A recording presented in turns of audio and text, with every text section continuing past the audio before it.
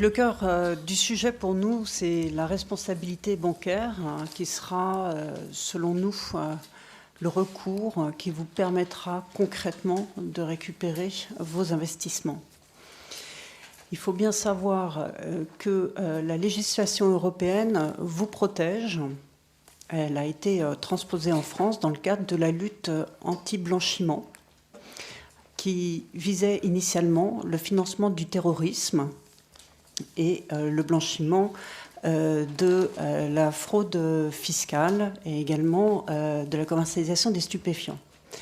Elle est étendue depuis 2010 à toutes les infractions du code pénal par lesquelles sont encourues une peine minimale d'1 an d'emprisonnement. C'est-à-dire que tous les délits financiers sont visés maintenant par la lutte anti-blanchiment.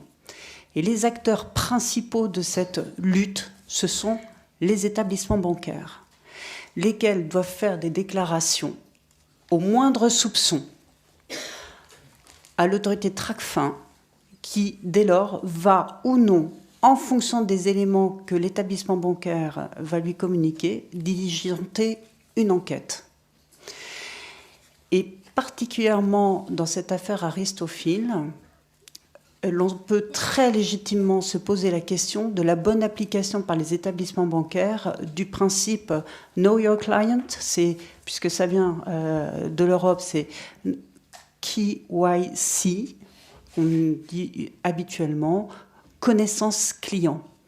Lorsqu'on le regarde, les documents de souscription, notamment des collections Amadeus, on est frappé par le fait que le système Aristophil reposait bien sûr avant tout sur un investissement financier, mais qui faisait apparaître une certaine anomalie, c'est-à-dire que vous disposiez par exemple de 50 000 €, vous l'investissiez, vous signez un bulletin pour 50 000 €, et comme par hasard viennent en face des œuvres précisément ou des manuscrits pile pour 50 000 €. Voilà.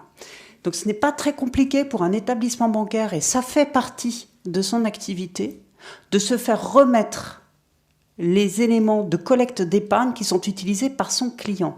Car cet établissement bancaire ne peut pas douter un seul instant de ce qu'il s'agit bien de collecte d'épargne, car tous les investissements se font avec 3 zéros à la suite, c'est-à-dire que ce n'est pas du recouvrement de factures ou autre.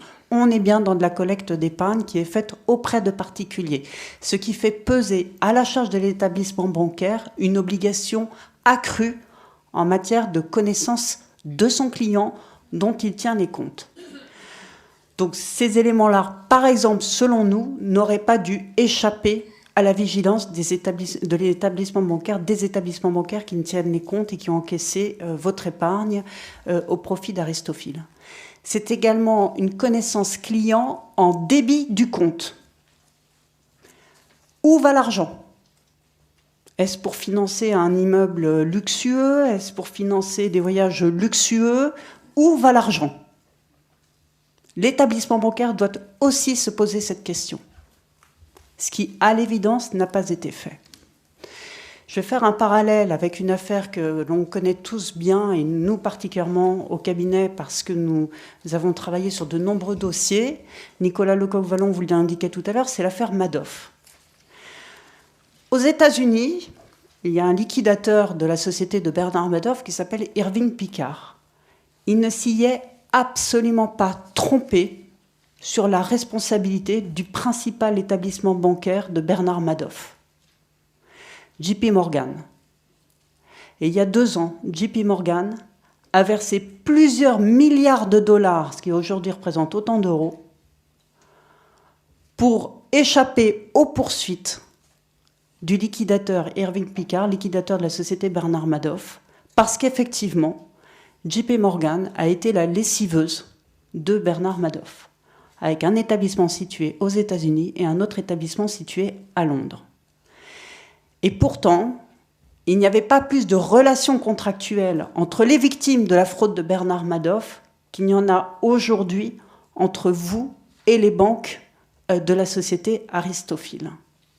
Ceci pour vous préciser la pertinence du recours que nous envisageons.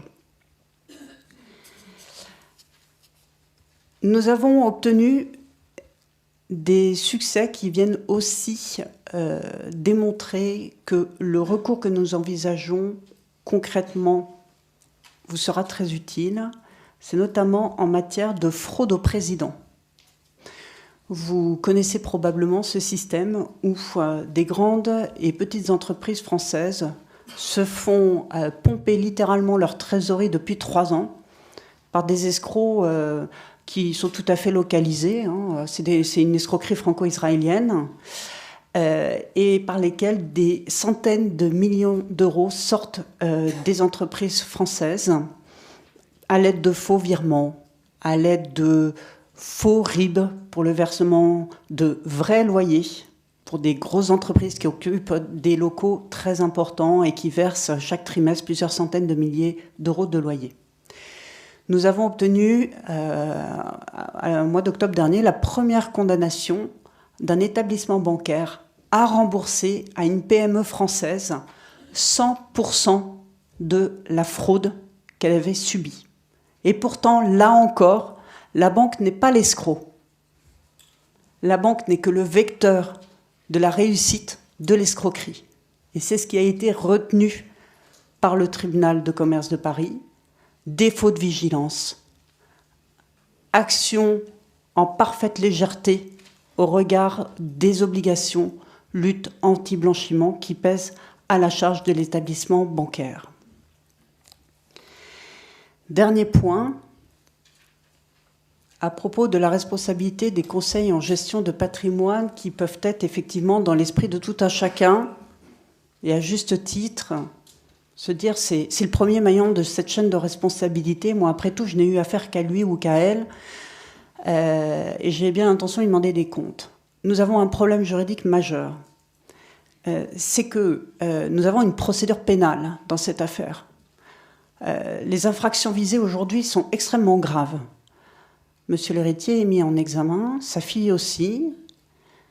Donc on est dans une affaire qui est extrêmement grave. Et il va y avoir d'autres personnes qui seront mises en examen et qui seront mises en cause au fur et à mesure de l'avancée de l'instruction.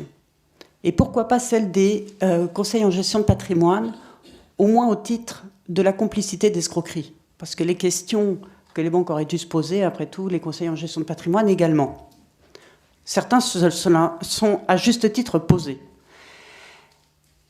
Et lorsqu'il y a une responsabilité pénale de la part des conseils en gestion de patrimoine, leur assurance de responsabilité civile professionnelle ne fonctionnera pas. C'est le gros problème de leur insolvabilité. On n'assure pas un délit.